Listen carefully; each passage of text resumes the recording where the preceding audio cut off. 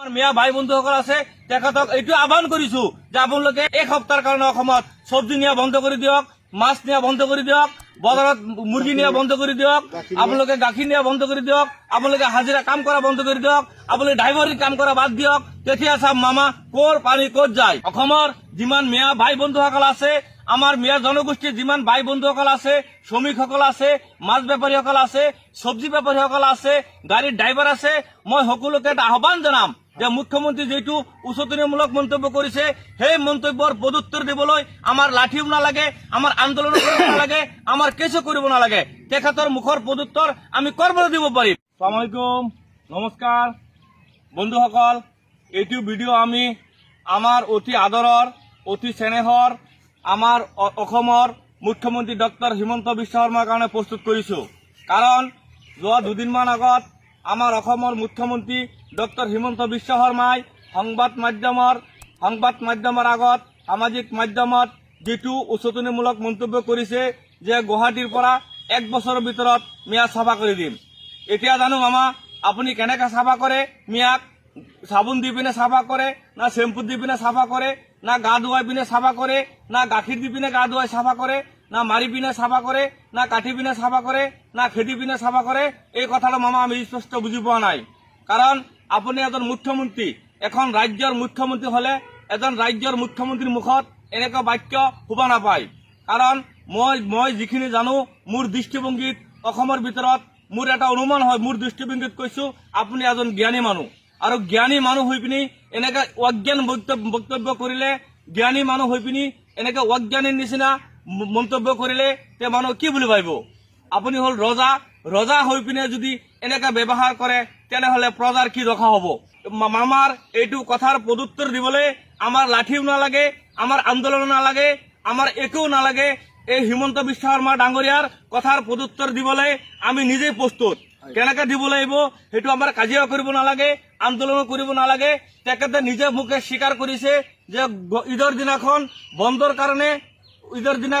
বন্ধৰ কাৰণে গুৱাহাটীত পুৰা হৰতাল হৈ গ'ল। আৰু এইটো কৈছে যে 29 তাৰিখে ঈদৰ দিনাখন অমিত শ্বাহৰ মিটিং আছিলে, ড্ৰাইভাৰ নোপোৱাৰ কাৰণে আপুনি মিটিংখন বাতিল কৰিবলগীয়া হৈছে। সেইটো কথাৰ ভিত্তি কৰি মই এইটো কথা কৈছো, আমাৰ অসমৰ যিমান মিয়া জনগোষ্ঠী ভাই বন্ধুসকল আছে, আমাৰ যিমান খাটি খোৱা মিয়া বন্ধুবিলাক আছে, মোৰ নিচিনা তেখেতক মই এটা আহ্বান জনাম। আমাৰ অসমৰ যিমান মিয়া ভাই বন্ধুসকল আছে তেখেতে যিটো কথা কৈছে যে ড্ৰাইভাৰ 80% মিয়া, মাছ বেপাৰী 80% মিয়া, চব্জি বেপাৰী 80% মিয়া, গাখীৰ দিয়া মানুহ 80% মিয়া, আৰু টেক্সি ড্ৰাইভাৰ 80% মিয়া, সেইটো যদি আপুনি যিটো কথা নিজে স্বীকাৰ কৰিছে সেই কথাত যদি ভিত্তি কৰি আমাৰ অসমৰ যিমান মিয়া বন্ধুসকল আছে গোটেই মিয়া বন্ধু 7 দিনৰ কাৰণে যদি গোটেই অসমৰ ষ্ট্ৰাইক লগাই দিয়ে, হৰতাল কৰি দিয়ে যে হিমন্ত বিশ্ব শৰ্মা যেতিয়ালৈকে ক্ষমা নোখোজে এইটো বক্তব্য কৰে তেতিয়ালৈকে আমি বজাৰত চব্জি নিনিও, আমি মাছো নিনিও, আমি কাঠমিস্ত্ৰী কামো নকৰো, আমি গাড়ীও নচলাও, তেতিয়া গম পাব মামা কোন কিমান পানীৰ মাছ। মামা আপুনি আৰু এটা মন্তব্য কৰিছে যে উজনি অসমৰ প্ৰত্যেকটা সমষ্টিৰ পৰা 200 ল'ৰা ওলাই আহিব লাগে, আপুনি গুৱাহাটীত ড্ৰাইভাৰৰ চাকৰি দিব, আপুনি চব্জি বেপাৰ কৰিব দিব। আকৌ আপুনি আজমলৰ বদনাম গাই থাকে। আজমলে কি ভাল কাম কৰি চাওক? আজমলে তেখেতৰ মেডিকেল কলেজৰ পৰা, তেখেতৰ স্কুলৰ পৰা ডাক্তৰ ইঞ্জিনিয়াৰ বনাইছে। আপুনি উজনি অসমৰ ল'ৰাক চব্জি বেপাৰ কৰিবলৈ, ড্ৰাইভাৰ কৰিবলৈ মাতিছে। মোৰ দৃষ্টিভংগীত আজমলে আপোনাতকৈ বহুত ভাল কাম কৰিছে। কাৰণ আপুনি চব্জি বেপাৰ কৰিবলৈ মানুহক আহ্বান জনাইছে, আজমলৰ ডক্তৰ ইঞ্জিনিয়াৰ বনাবলৈ আহ্বান জনাইছে। সেইকাৰণে আপোনাৰ ভিতৰত আজমলৰ ভিতৰত পাৰ্থক্য আছে, বহুত পাৰ্থক্য। আৰু এটা কথা মামা আপুনি নিজে মুখে স্বীকাৰ কৰিছে যে ঈদৰ দিনাখন গুৱাহাটীত হৰতাল হৈ গ'ল।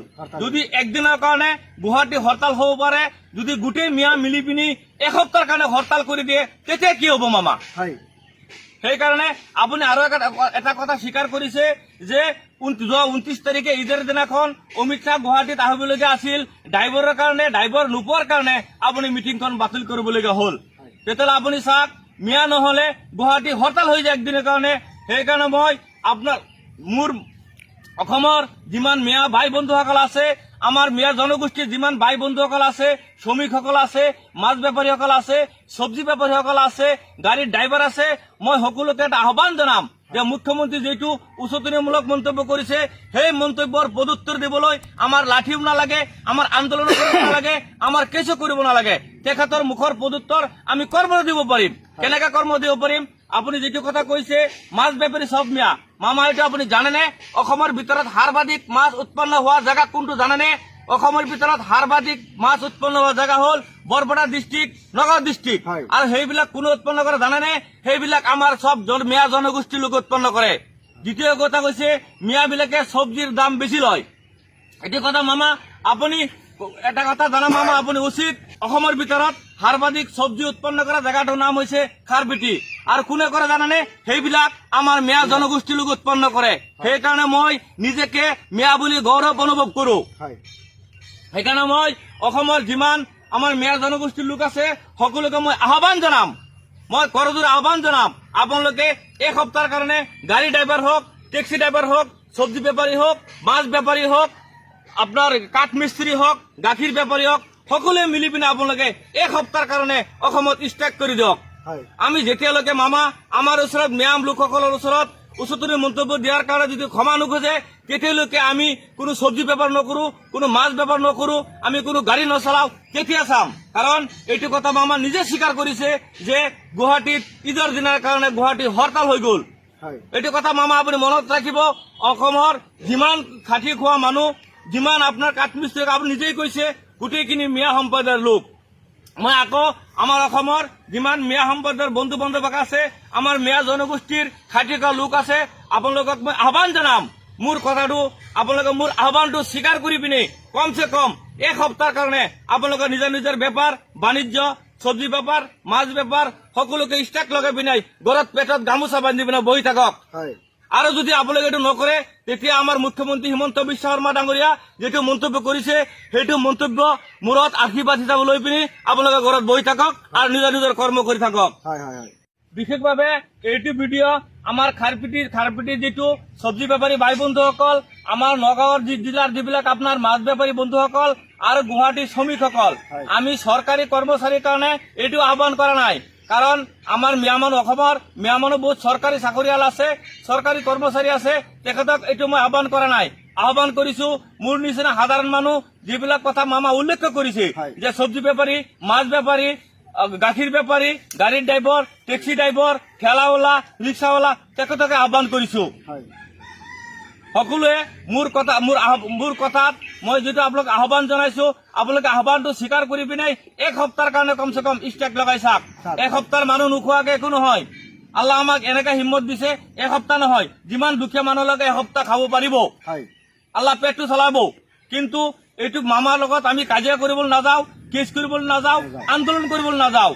কিন্তু মামা আপোনাৰ এইটো কথা পদুত্তৰ আমি গোটেই অসমবাসী আমাৰ যিবিলাক মিয়া জনগোষ্ঠীৰ লোক আছে, আমাৰ মিয়া ভাই বন্ধুসকল আছে, তেখেতক এইটো আহ্বান কৰিছো যে আপোনালোকে মোৰ কথাটো, মোৰ আহ্বানটো স্বীকাৰ কৰি পিনে এক সপ্তাহৰ কাৰণে অসমত চব্জি নিয়া বন্ধ কৰি দিয়ক, মাছ নিয়া বন্ধ কৰি দিয়ক, বজাৰত মুৰ্গী নিয়া বন্ধ কৰি দিয়ক, আপোনালোকে গাখীৰ নিয়া বন্ধ কৰি দিয়ক, আপোনালোকে হাজিৰা কাম কৰা বন্ধ কৰি দিয়ক, আপোনালোকে ড্ৰাইভাৰী কাম কৰা বাদ দিয়ক। তেতিয়া চাম মামা কৰ পানী ক'ত যায়। এইখিনি কৈ পিনে মোৰ চমু বক্তব্য সামৰণি মাৰিলো। জয় আই অসম।